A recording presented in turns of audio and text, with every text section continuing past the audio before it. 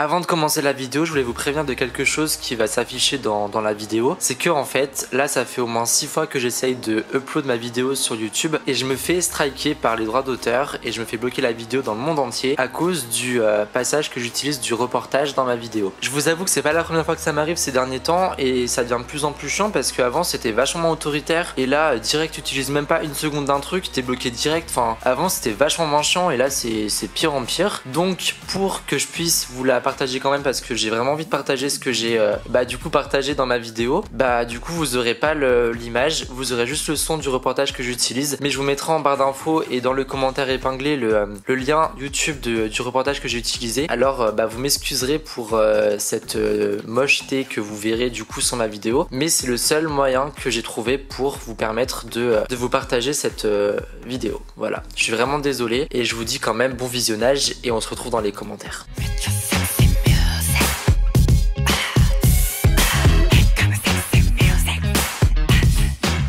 Hey yo, j'espère que vous allez bien, on se retrouve aujourd'hui pour une nouvelle vidéo qui va être une vidéo, comment je pourrais l'annoncer de plus simplement. Vous vous souvenez de la phrase que j'avais dit souvent à propos des médias français sur la K-pop. J'avais dit, quand tu parles d'un sujet, il faut que tu le maîtrises. Et là, on a vraiment l'exemple parfait du média qui ne maîtrise pas le sujet, mais d'une manière, je trouve que c'est tellement ridicule et tellement gros que vous allez le découvrir.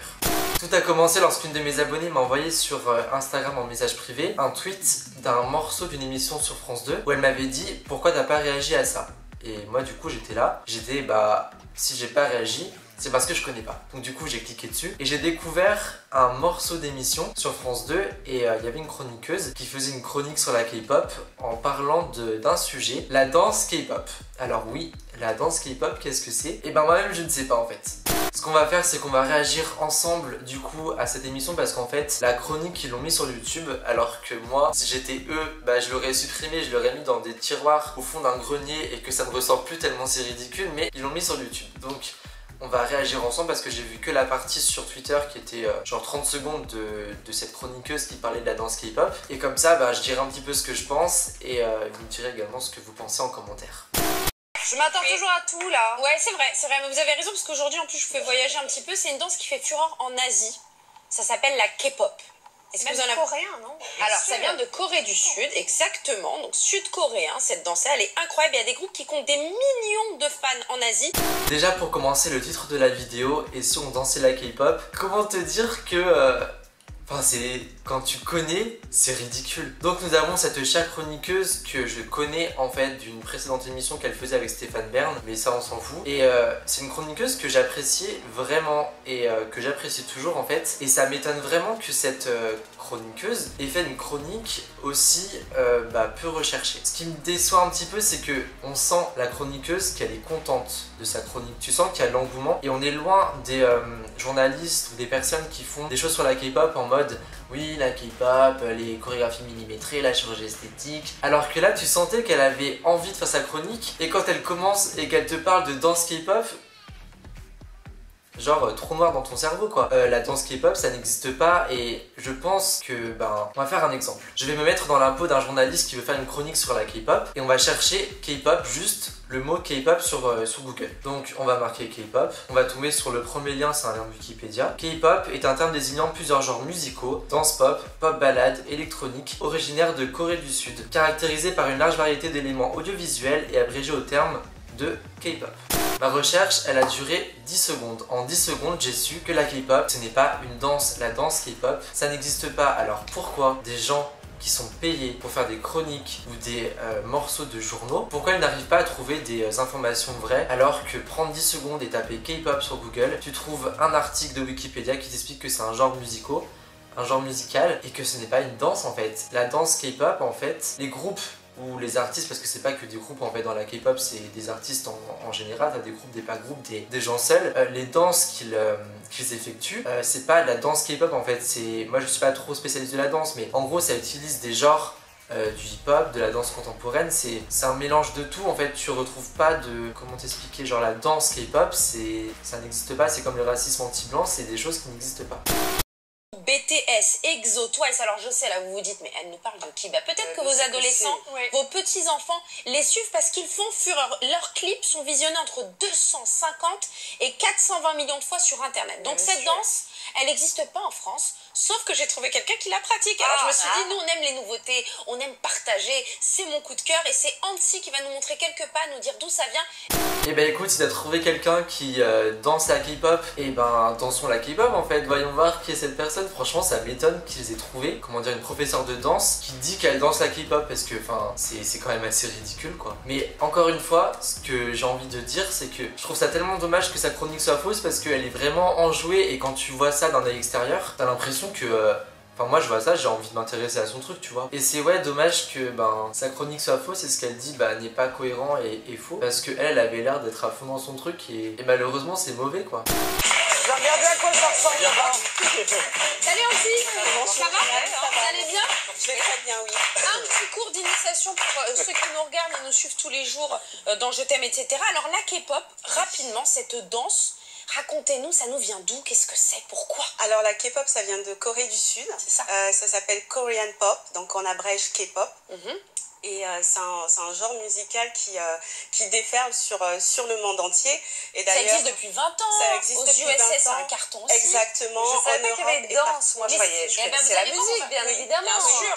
Et des groupes incroyables qui, à chaque fois qu'ils sont en tournée, font ça le comble. Exactement. Mais la danse, Justin Bieber, c'est même une mode presque. Enfin, c'est une musique, une danse et une façon de se tenir. Et les vêtements. Exactement, c'est tout un univers en fait. Il y a non seulement la musique, mais il y a le style vestimentaire, il y a aussi le maquillage.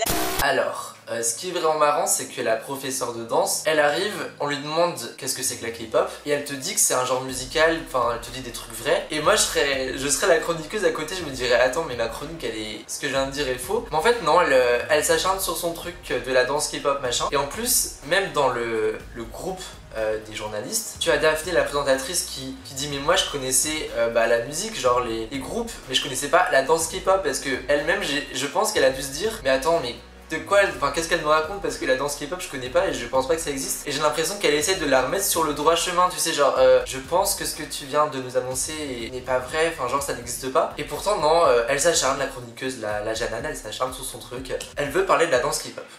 Vous êtes un peu K-pop, un La petit peu. K-pop et le mode de danse, musique équivalent au hip-hop aux États-Unis. C'est-à-dire c'est c'est à ça. la fois un art de danse, de musique, de tenue, de façon d'être.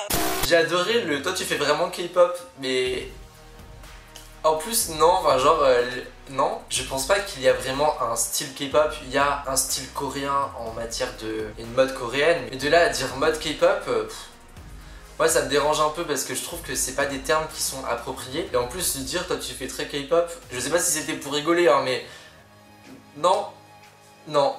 Et ben Anti, vous allez nous montrer un petit pas, Oui. qui est une attitude, qui est une mignonne attitude danse, et on appelle ça la Kyopta. Kyopta. On va kyopter. Kyopta attitude, c'est la mignonne attitude. Donc montrez-nous un petit peu ce qu'il faut faire. Alors, on se met dans cette position-là. Ah, on le fait en musique tout de suite. 1, 2. Et on se met là et on passe là.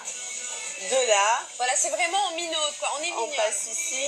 Et c'est vrai que les jeunes, les adolescents en raffolent en Asie. Ça commence à arriver en France. Et vous allez nous faire une petite démonstration? Oui. Eh ben super, merci beaucoup.